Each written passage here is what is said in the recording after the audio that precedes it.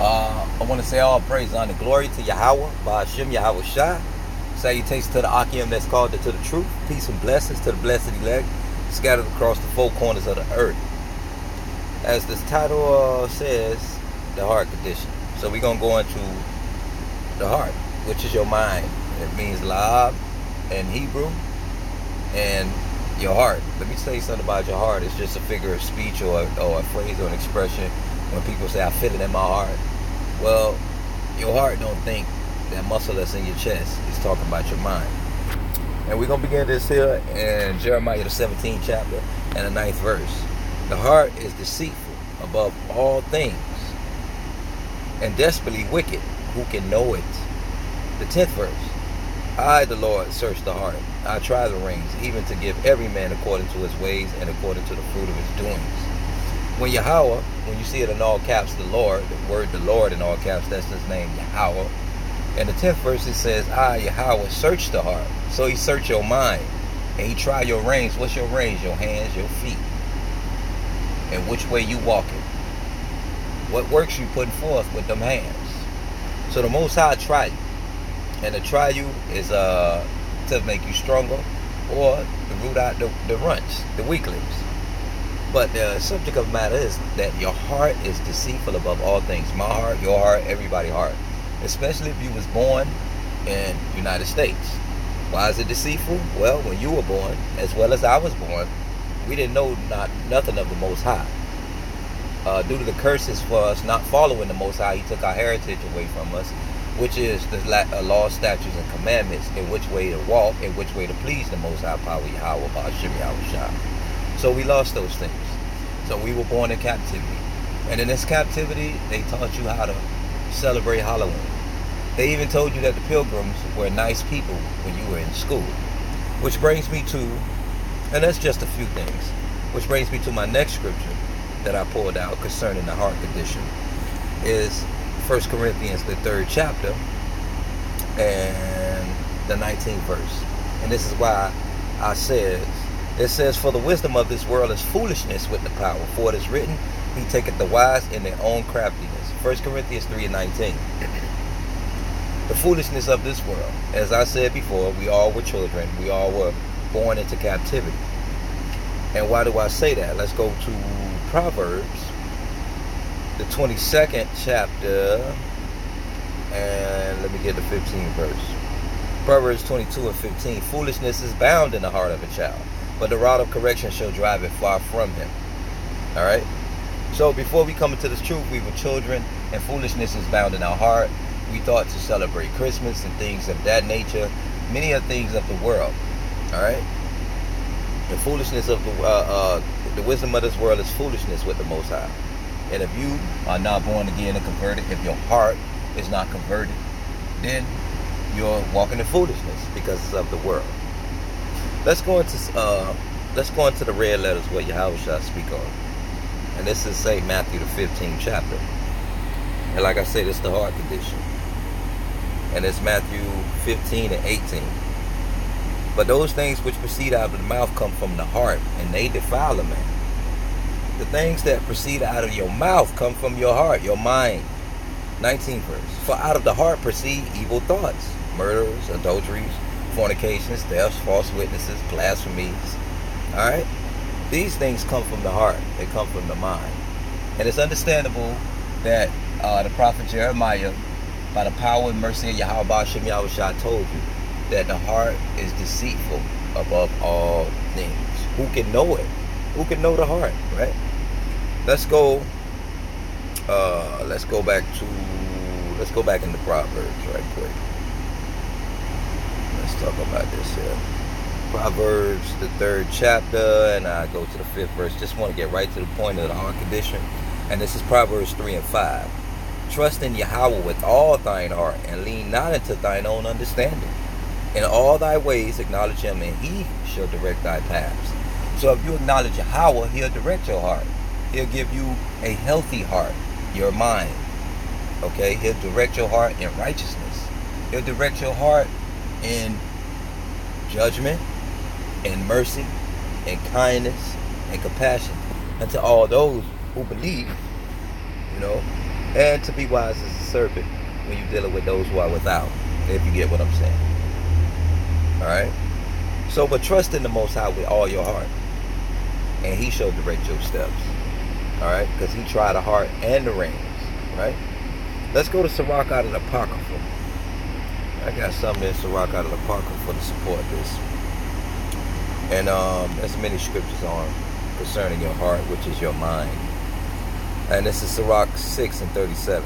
Let thy mind be upon the ordinance of the Lord, and meditate continually in His commandments. He shall establish thine heart, and give thee wisdom at thine own desire. Let thy mind, which is your heart, meditate, what you do with the mind, and He shall give you wisdom at your desire. And let thy mind meditate on the commandments of the Lord, how to please Him and how to walk in righteousness with Him, according to the way His works. According to His words. So let's go back to St. Matthew. All right. Let's go back to St. Matthew, the 6th chapter. And this is St. Matthew 6:21. And it reads, for where your treasure is, there will your heart be also. For where your treasure is, there will your heart be also. Because that's what you treasure. Whatever you treasure, in other words, your mind going to be on what you treasure. That's basically what he's saying. If your mind is all about money, then, if that's your treasure. That's where your mind going to be on, money. If it's all about work, your treasure is work. That's what your mind going to be on. All right, one more again, Matthew 6:21. For where your treasure is, there will your heart be also. Because you treasure whatever it is you speak on, you treasure that. So your mind is going to be always on it. All right, and that's St. Matthew 6:21. Let's go to Luke. Let's stay in the New Testament for quite some time. Let's go to Luke. And let's go to Luke 6:45, and it reads 6:45. Luke 6:45. A good man out of the good treasure of his heart bringeth forth that which is good, and an evil man out of the evil treasure of his heart bringeth forth that which is evil. For of the abundance of the heart his mouth speaketh. So whatever a man is about, whatever his mind is to want to wonder about, whatever his mind is to muse over and meditate on, these things are going to proceed out of his mouth the mostly. These things he's going to talk about the most. These things he's going to be about the most. And these things he will go after the most. His feet will carry him in the direction of his treasure, whatever that may be. But I say, let thy mind be upon Yahweh Ba'ashem Yahweh Shah, and walking in the ways of righteousness. Let thy mind stay on Him. That's my admonishment.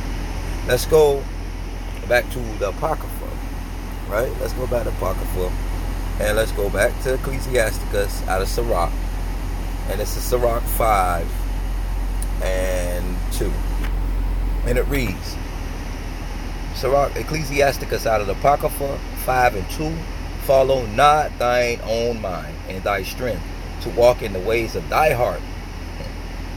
So it'll tell you right there, your mind and your heart is synonymous, right? 3rd verse of Ecclesiastes, the 5th chapter. And say not, who can control me for my works? For the Lord will surely revenge thy pride. In other words, you're going to follow your own mind. The Most High got you. That's basically what he's saying. He will judge you for doing wickedness. All right? He will judge you for following your own heart.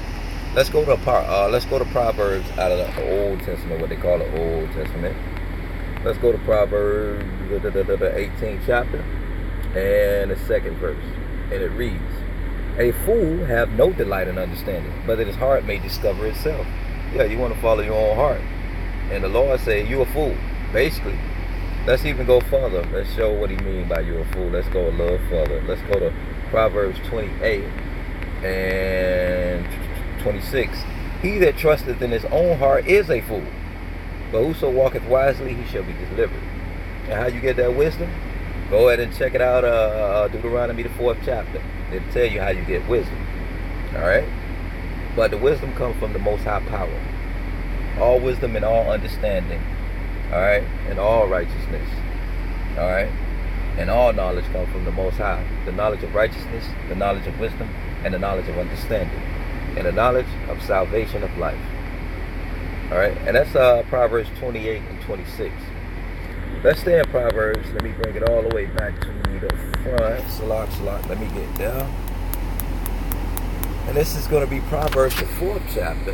And we'll go with the 23rd verse. Keep thy heart with all diligence, for out of it are the issues of life. That's why he just said in Proverbs 28 chapter, 26 verse, wise in heart shall be delivered. Because if you wise in heart, walking in the righteousness of Yahweh Ba'ashem Yahushua, Wahamashiach Yahushua, hey, for out of it are the issues of life. All right, so keep that in mind. Keep thy heart with all diligence, your mind. Don't let it be spoiled. Let's go to, or try your hardest, pray hard that your mind don't be spoiled. Because the Most High, he chooses, he refuses, right?